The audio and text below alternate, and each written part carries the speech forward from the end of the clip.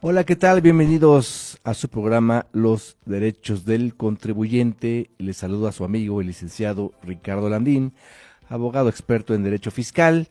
Como siempre, estoy con el placer de tenerlos aquí como oyentes. El día de hoy vamos a tener el tema denominado Actualidad e Importancia de los Precios de Transferencia. Este tema que a veces se escucha muy sofisticado, muy especializado, vamos a el día de hoy a platicarlo de una manera muy digerible y sobre todo vamos a hablar por qué es importante este tema y cómo se lleva el día de hoy de forma práctica en la actualidad, las relaciones con las autoridades fiscales, para qué sirve, qué nos va a beneficiar y cómo se está fiscalizando este tema por parte de las autoridades fiscales. Vamos a invitarlos y recordarles los teléfonos de cabina para que nos puedan contactar. Es el 55 84 11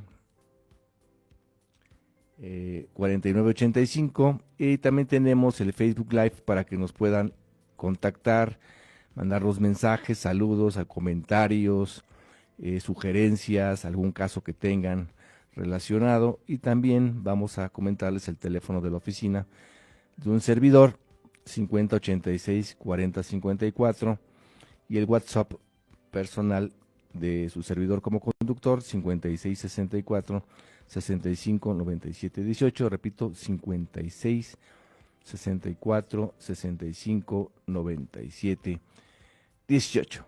Pues muy bien, vamos a empezar con el tema de hoy denominado Actualidad e Importancia de los Precios de Transferencia. Bien, ¿qué es este tema de los precios de transferencia? Pues bien, suena un poquito sofisticado, como lo comentaba, especializado, sí lo es, pero vamos a comentar que el tema como tal de precios de transferencia ni es un precio ni es transferencia. Vamos a ver qué realmente es técnicamente, es poder conocer cuál es el margen de utilidad o rentabilidad de una entidad, ya sea persona física, persona moral. Normalmente este tema se llevaba a cabo en un entorno internacional. Vamos a ver más adelante que ya es un tema más nacional, que tiene que ver cuando hay partes relacionadas entre operaciones que se celebran actualmente de una empresa mexicana con el extranjero o viceversa. Y finalmente actualmente lo que sucede es que vamos a regular las operaciones que se llevan también entre partes nacionales, que sean partes relacionadas en territorio nacional, y por eso la importancia que reviste este programa el día de hoy, porque a veces suena de que no, eso no, a mí no me toca porque nada más es para multinacionales, para transnacionales que tienen grupos o empresas en todo el mundo, ¿verdad? Que a lo mejor su sede corporativa o su puesto corporativo fiscal está en alguna sede del extranjero, puede ser en Estados Unidos, puede ser en Europa, en Asia, y a su vez tiene filiales en todas las demás, digamos, partes de los grupos multinacionales o multiempresariales, ¿verdad? Pero vamos a ver que no, este paradigma ya ha ido cambiando, se ha modificado, repito, porque ya la legislación mexicana y las reglas de precios de transferencia se traducen y se llevan a cabo a partes relacionadas que se encuentren en territorio nacional, y por eso es muy importante conocerlo, ubicarlo y desarrollarlo, porque si nos vamos con la idea que, repito, es algo totalmente internacional, pues vamos a caer en falta de cumplimiento de obligaciones, y entonces la autoridad fiscal nos va a poder señalar algún incumplimiento al respecto. Bien, vamos a ver que los precios de transferencia aseguran que las transacciones entre empresas relacionadas se realicen bajo condiciones de mercado. Esto es muy importante, un punto que debemos subrayar es condiciones de mercado, es decir, cómo yo vendo una operación con un tercero que sea independiente, normal, es decir, cuando uno tiene una empresa o es persona física, realiza operaciones donde tú le vendes al precio que tú consideres con el costo que es, sin hacer distinción alguna. Esto es lo que podemos traducir como precios de mercado, y hay que respetar un principio que se llama de plena competencia o lens arm en inglés, que es la base sobre la cual tenemos que trabajar este fundamento, esta esencia de los precios de transferencia. Bien, en México, ¿qué pasa? La regulación sobre precios de transferencia se ha consolidado desde la incorporación de estas disposiciones desde el año de 1997 a la ley del impuesto de la renta. Este artículo de ICR aborda aspectos fundamentales del marco jurídico de precios de transferencia, con énfasis en los acuerdos anticipados, lo que se llaman los APAs, que vamos a comentar más adelante, la regulación de ajustes y las obligaciones de documentación comprobatoria. Bien, y es importante comentar que cuál es el fundamento jurídico por el cual encontramos esta obligación. En principio, vamos a ver que el tema de precios de transferencia lo vamos a encontrar en el artículo 76 del impuesto sobre la renta, el cual nos dice: los contribuyentes que obtengan ingresos de los señalados en este título, además de las obligaciones establecidas entre otros artículos de esta ley, tendrán las siguientes obligaciones, y nos tenemos que remitir a la fracción novena, que dice: obtener y conservar la documentación comprobatoria tratándose de contribuyentes que celebren operaciones con partes relacionadas, con la que demuestren que el monto de sus ingresos y deducciones se efectuaron de acuerdo a los precios. Hasta aquí hacemos un paréntesis. Hablamos de ingresos y deducciones. Es decir, la autoridad va a revisar que todo lo que yo gasto es un gasto que es a precio de mercado. Es decir, yo no voy a comprar maquinaria a 2 pesos porque en el mercado están a millones de pesos. Y viceversa, yo no puedo vender mis servicios especializados de operación, de venta de calderas, por ejemplo, ¿verdad?, en 1,000 pesos, porque del mercado una caldera vale 10 millones de pesos. Es lo que va a revisar la autoridad realmente, y por eso hago este paréntesis entre lo que es ingresos y deducciones. Ese es el punto fino que vamos a comentar. También va relacionado con el monto de las contraprestaciones o márgenes de utilidad, es decir, que realmente tengas un margen de utilidad que la autoridad va a esperar que tengas. Es decir, todos tenemos un negocio, pues para tener un margen de utilidad, si no, no será negocio, como comúnmente se dice. Que hubieran utilizado o obtenido entre partes independientes en operaciones comparables, la cual deberá contener los siguientes datos. Y aquí vamos a ver qué tendrá que contener estos requisitos o estos señalamientos de la ley. Primero, el nombre, denominación o razón social, domicilio y residencia fiscal de las personas relacionadas con las que celebren operaciones, así como la documentación que demuestre la participación directa e indirecta entre las partes relacionadas. Segundo, información relativa a las funciones y actividades, activos utilizados y riesgos asumidos por el contribuyente y la parte o partes relacionadas con las que celebren operaciones por cada tipo de operación. También es importante que contenga la información y documentación sobre las operaciones con partes relacionadas y sus montos por cada parte relacionada y por cada tipo de operación de acuerdo a la clasificación, así como los datos y elementos de comparabilidad que establece el artículo 179 de la ley de ICR. También debe contener el método aplicado conforme al artículo 180 de esta ley, incluyendo la información y la documentación sobre las operaciones o empresas comparables por cada tipo de operación, así como el detalle de la aplicación de los ajustes en su caso se hayan realizado en términos del artículo 179 de la ley de ICR. Entonces, estos son los elementos que hay que cuidar, que hay que tomar en cuenta cuando tengamos cómo comprobar con la autoridad, con algún documento, algún estudio que se llaman estudios de precios de transferencia, que esto es un trabajo muy especializado que hay que saber valorar por la gente experta que lo realiza, porque no lo puede hacer cualquier persona. Tiene que ser alguien capacitado, con mucha expertise, para que no pongan problemas a estas empresas o a las personas físicas que tengan que cumplir con esta obligación. Bien, entonces vamos a ver que en el marco jurídico, como comentamos, desde el año 1997, la legislación mexicana adopta los principios de precios de transferencia del modelo del convenio de la OCDE, para garantizar que las operaciones entre partes relacionadas se realizan a precios ¿qué? A precios razonables, es decir, que tenga un sustento, una lógica, los precios que vamos a estudiar o que se van a dictaminar, ¿verdad? De forma especializada.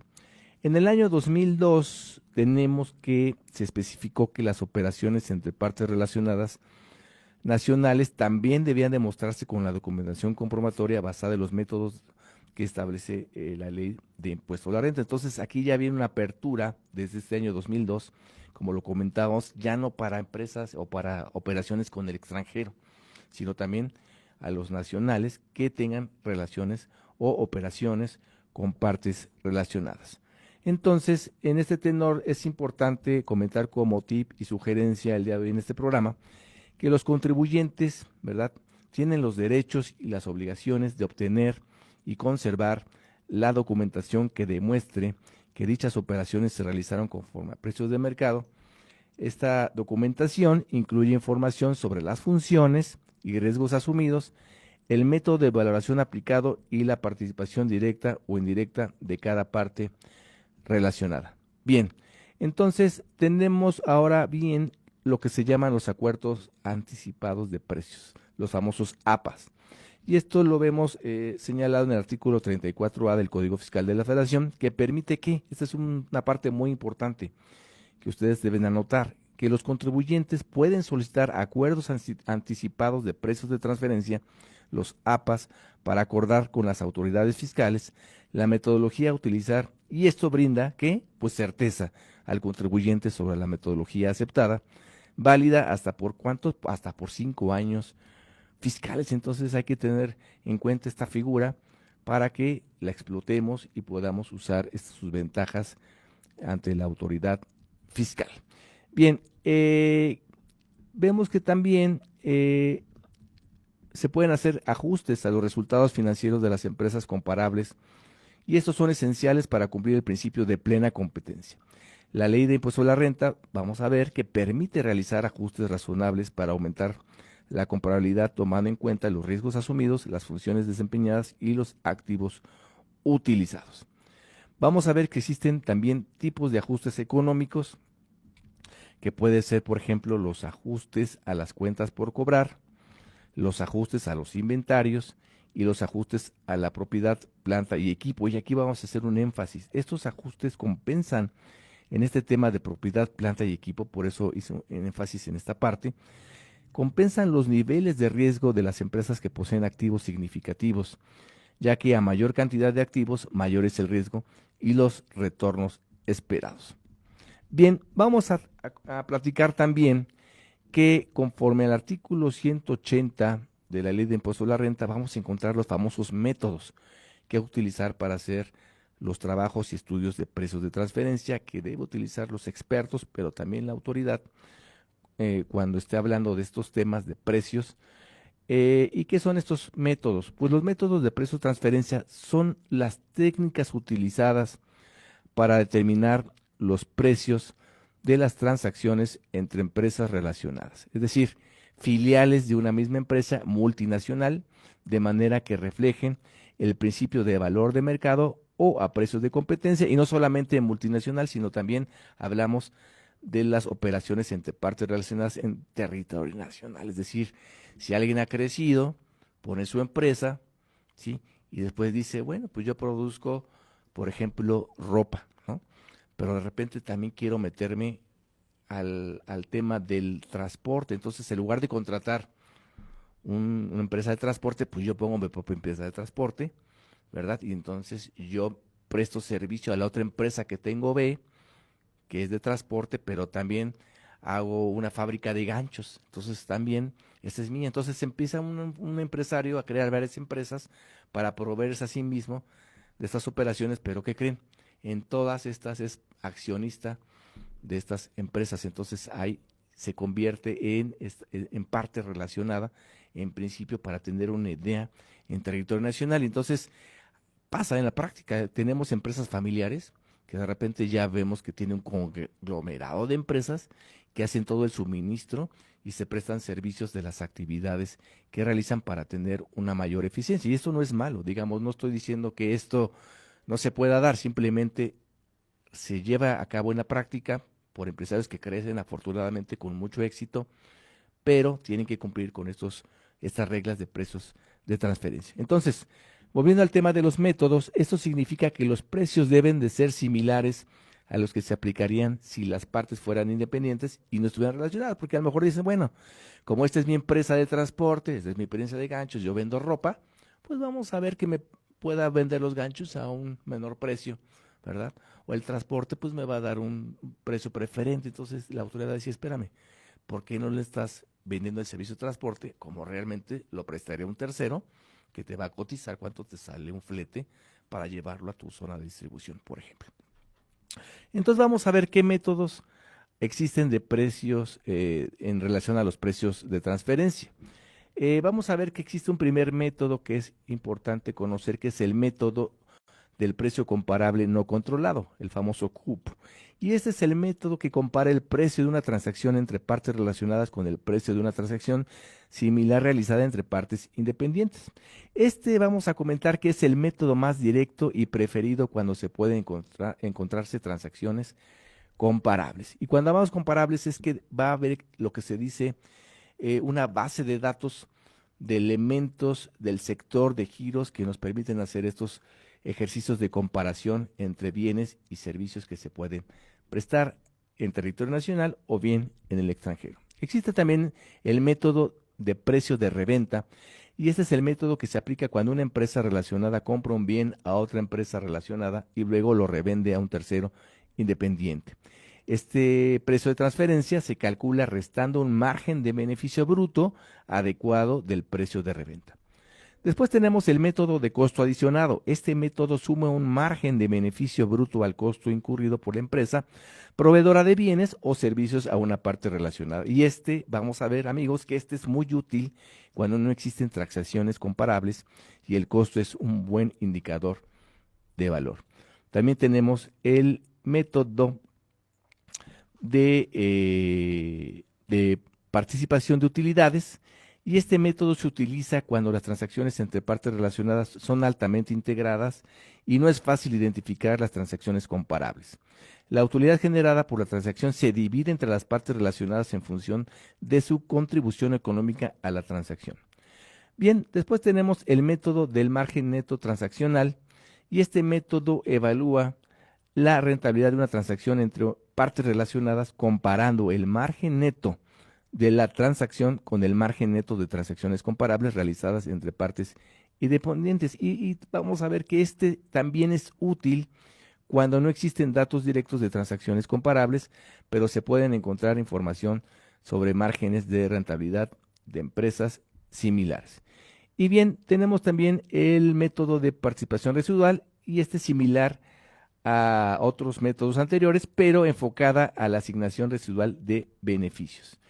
Bien, pues como ven, aquí es muy importante tener en cuenta estos métodos, analizarlos, acercarse a un experto, si tienen algún caso en particular, ya sea de sus empresas o con un conocido que tenga esta inquietud por su forma de trabajar como empresario, no duden en acercarnos a nosotros para darles la asesoría y hacerles un buen estudio de precios de transferencia y, en su caso, algún litigio que se requiera ante las autoridades fiscales. Bien, vamos a pasar al caso de éxito de la semana del día de hoy, y vamos a ver donde precisamente una empresa se acogió al beneficio de acuerdo de precios anticipados en relación a una regla miscelánea fiscal, y resulta que esta empresa fue revisada por la autoridad, y la autoridad le cuestionó de que no había acreditado el cómo realizó esta solicitud de acogerse a este beneficio, y entonces le rechazó el esquema que había tenido en beneficio el contribuyente con la autoridad fiscal, y esta era la regla 3.95 de la resolución miscelánea fiscal. Y entonces, como no se respetó este beneficio y hubo esta interpretación de la autoridad que tenía que acreditar el el poder tener esta documental por la cual se había acogido a este beneficio, entonces le rechazó el mismo y entonces se fue a un litigio, fue a un juicio ante ante el Tribunal Federal de Justicia Administrativa y entonces se ganó este asunto porque se concluyó en la sentencia de que no se había respetado este beneficio y finalmente se acoge el texto de esta tesis que dice la regla 3.9.5 de la resolución miscelánea fiscal vigente en el ejercicio del asunto que estamos hablando, establece un beneficio para los contribuyentes en materia de precios de transferencia, al cual pueden acogerse sin realizar una petición expresa a la autoridad fiscal. ¿Y por qué lo hace? Porque dice, bueno, no existía esta obligación en la regla y tampoco puedes exigir un requisito adicional para acceder al beneficio en cuestión. ¿Por qué? Porque tenemos que ver que la regla simplemente daba esa posibilidad, esa facultad de poder acogerse de beneficio y entonces se concluye en esta sentencia de que no es válido que la autoridad demandada pretenda imponer un requisito que no está expresamente previsto en la regla administrativa de carácter general, pues ello podría tener como consecuencia que al no efectuar la solicitud o aclaración referida pierde el beneficio fiscal o prerrogativa establecido en dicha regla. Entonces, este es el caso de éxito del día de hoy, donde va encaminada una regla miscelánea fiscal y en relación al tema de precios de transferencia que estamos viendo el día de hoy. Bien, entonces vamos a comentar que vamos a tener el día de hoy también un invitado muy especial, al cual yo estimo mucho, admiro mucho y somos compañeros de hace muchos años en la materia, y él es experto en precios de transferencia, el licenciado Álvaro Fernández Chu. ¿Te encuentras por ahí en la línea? ¿Qué tal? ¿Qué tal, Ricardo? Buenos días. ¿Qué ¿Cómo tal? estás? ¿Qué tal, mi estimado Álvaro? Pues les estoy comentando aquí a la audiencia que eres más que especialista en precios de transferencia y pues tu experiencia te avala inclusive por varias partes del mundo, ¿es correcto? Sí, bueno, en algún momento de la carrera profesional tuvimos la oportunidad de trabajar en Colombia y en España, abriendo algunas divisiones de precios de transferencia para despachos grandes. Entonces, como en México estamos tan cerquita de Estados Unidos, pues estábamos bastante adelantados en el tema de transfer pricing y algunos países fueron aprobando paulatinamente las reglas y bueno, teníamos como mexicanos alguna ventaja de años sobre otros países que iban instrumentando reglas de transfer pricing y así acabamos primero, digamos, como parte legal para instrumentar las reglas, incluso con las autoridades por ejemplo, de Colombia, trabajamos cerquita de la DIAN. Y después nos fuimos quedando ya para ayudar a clientes, ya a empresas. Entonces, ese ha sido un poco la historia y la razón del por qué hemos estado yendo a algunos lugares, ¿no? Y créeme que me parece fascinante este tema, esta área de especialización del área fiscal, porque lo comentaba al inicio del programa, hay veces que los contribuyentes creen que es un tema dogmático, que es lejano para los contribuyentes pues más pequeños, pero está tomando mucha fuerza el día de hoy el tema. Ujú. Sí, sí, sí. Cada vez más. eh, México se ha ido alineando también a tendencias internacionales, entonces, pues lejos de que vaya perdiendo inercia el tema de precios de transferencia y cumplimiento y que se queda nada más en temas de cumplimiento, pues con la adopción de México a algunas reglas que se están instrumentando en la OCDE, pues se va incrementando cada vez más de forma paulatina y bastante rápida, por cierto, el tema de la instrumentación de precios de transferencia. Entonces, pues sí, es un tema que va evolucionando y que pues va siguiendo tendencias internacionales y las tendencias internacionales pues también van evolucionando. Entonces, sí hay tema de precios de transferencia para rato, ¿no? Correcto, muy bien, Álvaro. Pues mira, vamos a comentar algunos temas para tener tu valiosa aportación como experto. Y te vamos a preguntar primero, ¿cómo está afectando la adopción del Pilar 2 de la OCDE en relación al impuesto mínimo global del 15% a las políticas de precios de transferencia de las multinacionales que operan en México en relación a la inteligencia del negocio? Sí, bueno, primero, el primero que nada, el Pilar 2, como para tratar de definirlo, pues son unas reglas que ha instrumentado la OCDE, que básicamente se refiere a las reglas GLOBE, ¿no? El Global Anti-Base Erosion, que obligan a cualquier grupo multinacional que sí maneja un umbral de 150 millones de euros, a garantizar una tributación mínima del 15% en cuanto a las filiales. Entonces, este, tomando eso como base, la definición de lo que tendríamos que entender por el Pilar 2, pues lo que te comentaba hace unos momentos, ¿no? México ya participa activamente en el marco inclusivo de disposiciones del Pilar 2, tanto en la Ley de Impuesto sobre la Renta como el Código Fiscal.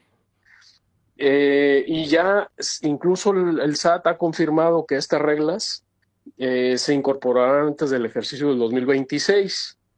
Entonces, tú recordarás que en algún momento en la administración pasada de la presidencia pasada hubo también o sea, esto no es tan nuevo en México, porque tú recordarás que en la administración pasada hubo un viso por que la autoridad diera a conocer los márgenes de contribución de renta global por sector. Ujú. Entonces el SAT empezó a publicar, bueno, el sector automotriz debe tributar, debe tener una base tributaria mínima de tanto por ciento, y así se fue por sector. Ujú. Entonces, yo considero que ese es el primer antecedente de este Pilar 2.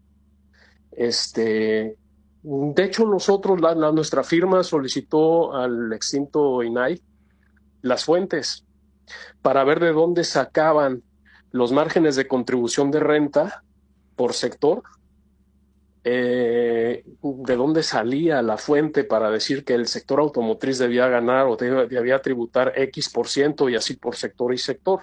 Ujú. Pero bueno, nunca obtuvimos respuesta. Esa es la verdad. Y después, bueno, desapareció el INAI, hasta donde yo entiendo. Y bueno, este es el primer antecedente de México. Me parece que fue en el 2022 que tuvieron esa iniciativa. Ahora ya yéndonos a la parte práctica, Sí. pues ya se espera que los estudios de precios de transferencia prueben que los márgenes atribuidos a entidades mexicanas pues reflejen la sustancia económica, que eso pues es una constante de un estudio de precios de transferencia con determinada calidad. Ujú. Y ya para irnos específicamente al Pilar 2, pues es muy importante que las empresas ya estén reexaminando sus políticas intercompañía, sobre todo en la parte de servicios e intangibles, ¿no? También es muy importante que se corran ya simulaciones de la tasa efectiva por entidad, por país, y bueno, pues se refuerce todo el tema de la documentación del local file, el master file y el file de país por país, con los métodos que conectan el análisis de las funciones, activos y riesgos con base en el cálculo de la regla del Global Anti-Base Erosion, ¿no? Ujú. Es decir, que se haga básicamente un análisis funcional muy profundo en cuanto a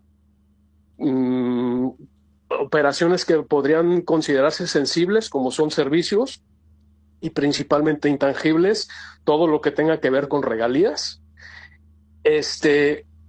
Punto número 2, pues que se corran ya de alguna manera algunas simulaciones de las tasas efectivas de contribución que están entregando cada una de las filiales en cada parte del mundo, para ir más o menos viendo cómo va a quedar el esquema y las políticas de precios de transferencia del grupo multinacional. Correcto. Y estamos viendo también que el Servicio de Administración Tributaria está reportando un incremento del 367% en la recaudación por ajustes de precios de transferencia entre 2019 y 2024.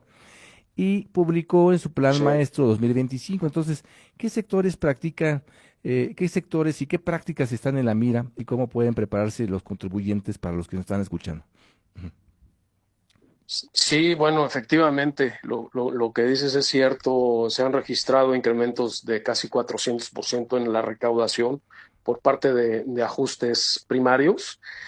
Según tenemos entendido, digamos, del 2013 al 2018, pues los ajustes pasaron de cerca de 30,000 millones de pesos a casi 106,000 millones en el periodo que abarcó del 2019 al 2024. Entonces, eso muestra una iniciativa muy, muy interesante por parte de la autoridad como efecto digamos, disciplina que es bastante rentable para ser auditada. Teniendo digamos, esos datos que sí son muy, muy relevantes porque son datos duros, y tomando en cuenta la pregunta así muy concreta de qué sectores y prácticas están en la mira del SAT, pues nosotros podríamos decir que los focos técnicos incluyen las reestructuraciones, las financiaciones intragrupo, es decir, los préstamos que existan entre partes relacionadas, pues aquellas empresas que tengan pérdidas recurrentes y principalmente el tema que mencioné hace unos momentos sobre la evaluación de intangibles. Aquí tenemos que hacer un acotamiento para explicar que el SAT revisa con lupa los métodos aplicados y la coherencia entre resultados financieros y la función económica mediante el análisis el DEMPE, ¿no? Este análisis DEMPE ahorita lo voy a explicar rapidísimo porque es muy interesante. Este análisis DEMPE fue introducido recientemente por el proyecto BEPS de digamos, la iniciativa BEPS de la OCDE para prevenir la erosión de las bases gravables. Y este análisis DEMPE, que tiene que ver precisamente con los intangibles, está, digamos, señalado en las acciones 8 a 10 de las BEPS, ¿no? Entonces, para definir a qué se refiere el análisis DEMPE, al hilo de lo que estamos mencionando, de que son operaciones susceptibles de ser analizadas y susceptibles de estar en la mira del SAT, digamos que primero que nada, tratándose de intangibles, lo primero que uno tiene que hacer es definir qué es el análisis, bueno, hacer el análisis DEMPE, pero antes definir qué es el análisis DEMPE. El análisis DEMPE no es otra cosa, Ricardo, que entender cómo se formó el intangible al interior del grupo multinacional.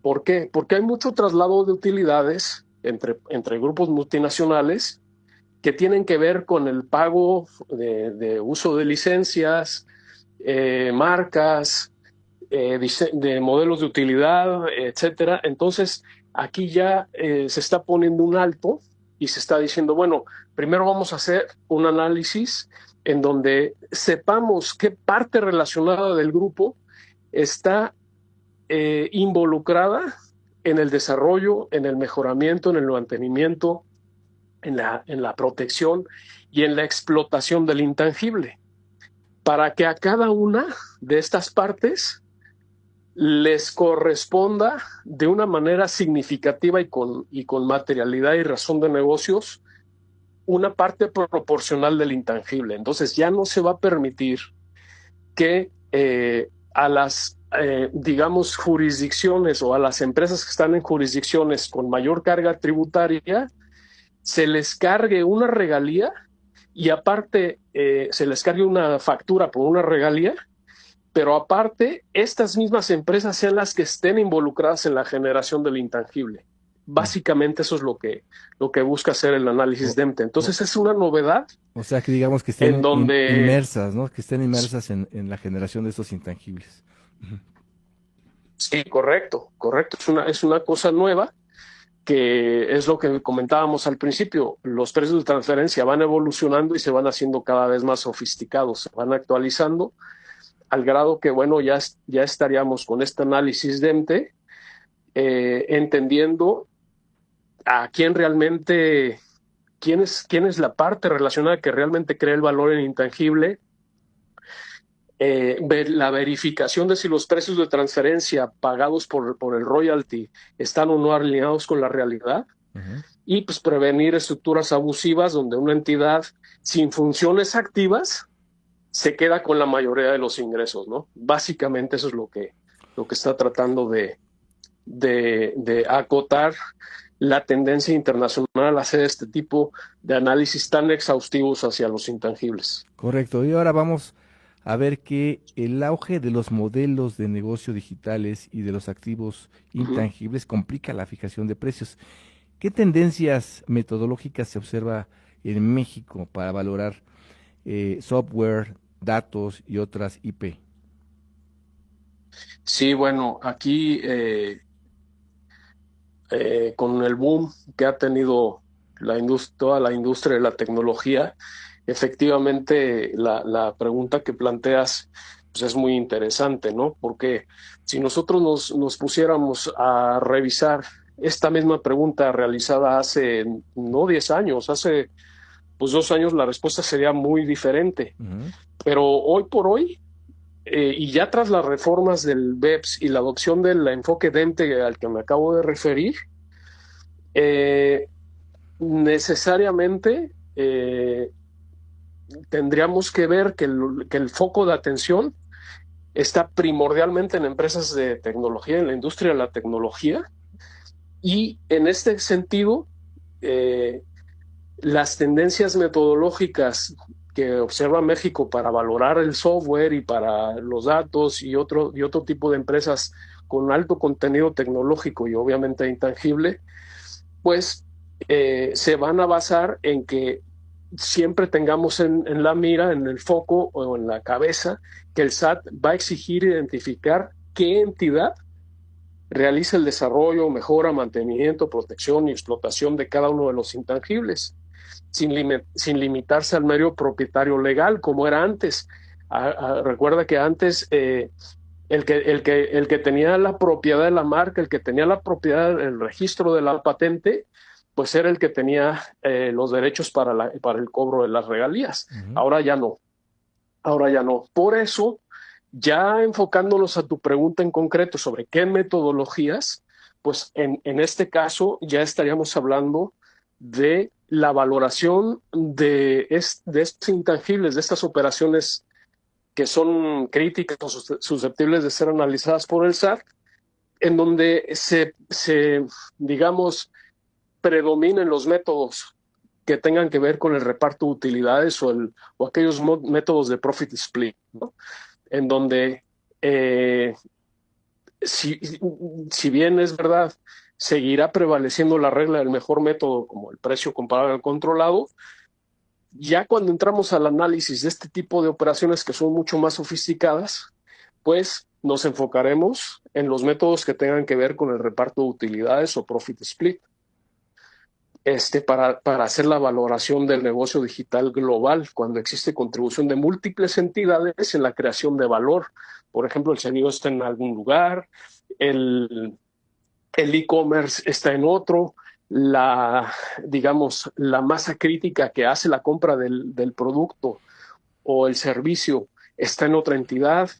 En fin, todo eso se tiene que evaluar y entonces sí hay un cambio muy interesante en la metodología de valoración, muy enfocados en los métodos del profit split, ¿no?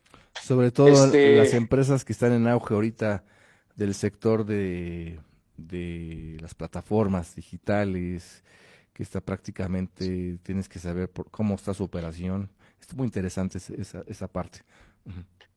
Sí, sí es ya, sí, ya aquí hay que comenzar con análisis muy, muy finos, en donde se pongan en relieve lo que acabas de mencionar y además, pues demostrar, va a ser crítico demostrar la razonabilidad de las tasas de regalía frente a las comparables que se puedan encontrar, Ujú, que para eso, bueno, habrá que encontrar comparables apropiadas en donde se traiga al análisis pues contratos de regalías, contratos celebrados por independientes, lo cual va a ampliar el espectro de las bases de datos para el especialista, lo de las bases tradicionales de datos, y además va a haber la necesidad de alinear la cadena de valor descrita en el master file, ¿no? De todo el grupo con la realidad operativa, ujú. ¿no? Cuando estamos hablando de la valoración de este tipo de, de operaciones que involucran un alto contenido de intangibles. Y ya con esto, pues se podrá justificar cualquier aporte único y valioso mediante el análisis funcional que todos los estudios de precios de transferencia deben tener. Ujú. Entonces, pues ya Ricardo, son análisis un poco más detallados, más sofisticados, ¿no? Correcto. ¿Y qué nos podrás decir del valor que agrega o puede agregar un análisis de precio de transferencia? ¿Cuál es, digamos, este plus que nos da Bueno, estos sí, temas de bueno, precios? Ujú, efectivamente, los análisis de precios de transferencia ya con los movimientos de la legislación que vienen, pues el espectro de interés se amplía a efecto de ver que tienen más utilidad que la mitigación de multas, ¿no? Pero ujú. bueno, sí, eso sigue siendo uno de los enfoques principales que tienen que ver con el cumplimiento y ahorro de sanciones, ¿no? Porque, digamos, de entrada, así a bote pronto sería que un estudio robusto, pues te va a evitar multas que pueden alcanzar en México hasta 250,000 pesos por el relleno de un formulario incorrecto Ujú, o hasta el 75% del impuesto omitido en caso de un ajuste, ¿no? ujú. Además de intereses y los recargos que se te puedan generar por no tener tu documentación contemporánea. Este, digamos que ese sería el principal valor de un estudio, pero nosotros hemos identificado pues que se desprenden otro tipo de valores como pues la mitigación de riesgos en auditorías, en donde pues al presentar políticas alineadas con el principio de plena competencia que está regulado en México, pues se reduce la posibilidad de ajustes costosos. Ya sabes que con los datos duros de los que hablamos hace un momento, el SAT recaudó cerca de 106,000 millones solamente en ajustes del 2019 al 2024, ¿no? Ujú, Precisamente porque muchas empresas no contaban con análisis defensivos. ujú. Entonces, se hace solamente el estudio, pero no se hace un análisis un poquito más profundo de ver qué pasa si estoy fuera del rango y no soy capaz de soportar los factores externos que afectaron mi rentabilidad, ¿no? Entonces, a eso yo le llamaría un análisis defensivo, en donde, oye, me fue mal, no, por ejemplo, para la industria del agro no llovió lo suficiente, pues es un factor externo que está afectando mi rentabilidad. Correcto. Eh, Ujú.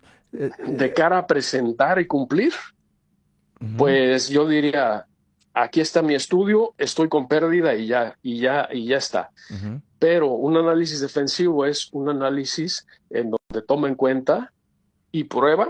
Nosotros como abogados, ahí tenemos alguna ventaja, podemos probar de una manera más robusta que hubo factores externos como la falta de lluvia que están afectando la rentabilidad. A eso me refiero con análisis defensivos. Ujú. Luego, perdón, No, adelante, estamos escuchando los factores que pueden sí, influir y que deben de cuidar las empresas. otro, digamos, otro aspecto que es muy interesante es que con las nuevas reglas de la tributación mínima del 15% al que nos referimos al principio, eso opera para bien y para mal.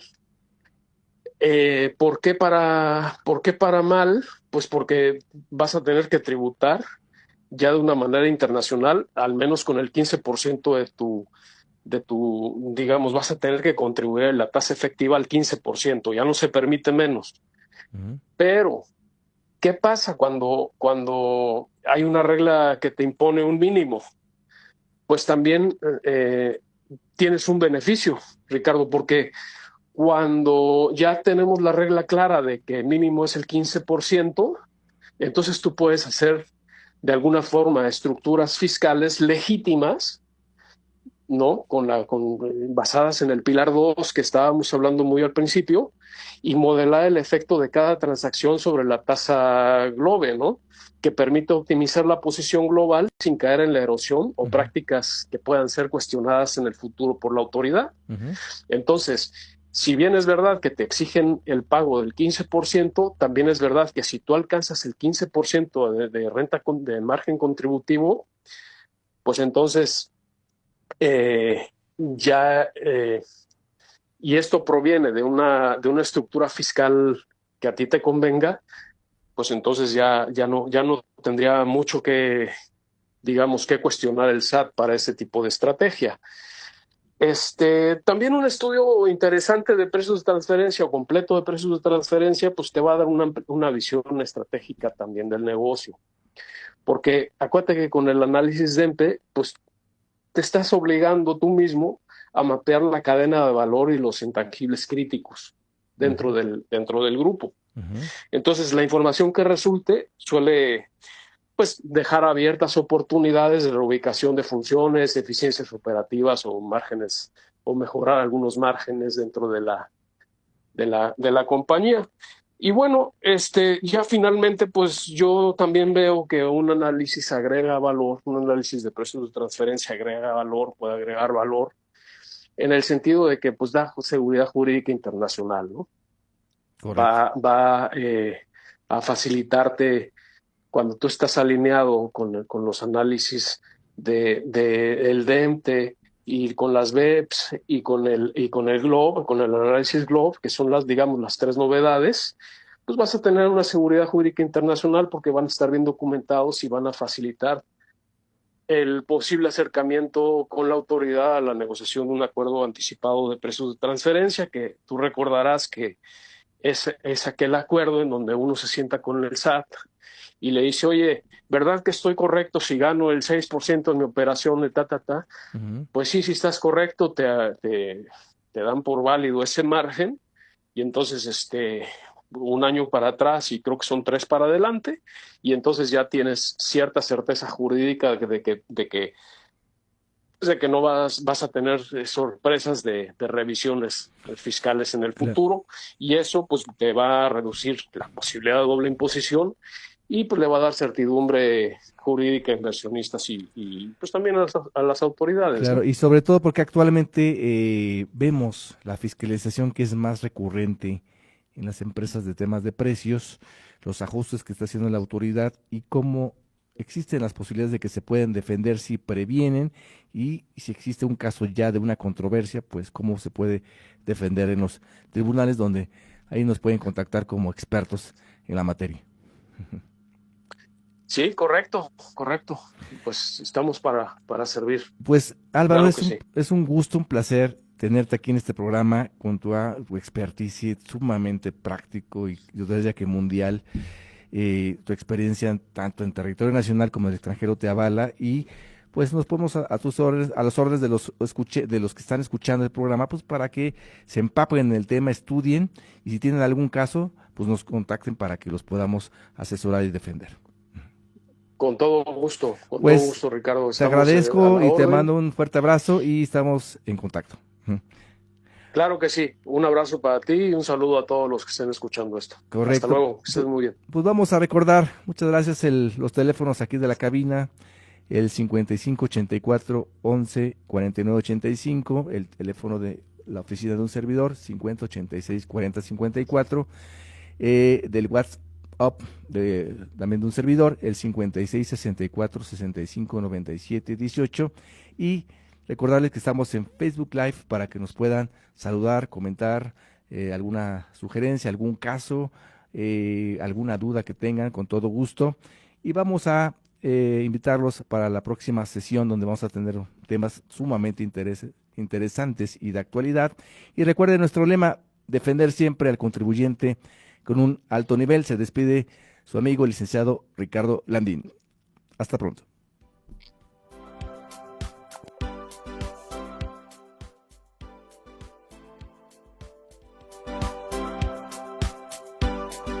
Amable audiencia, agradecemos su asistencia a este programa pensado en usted, los contribuyentes, con temas jurídicos fiscales actuales y de interés.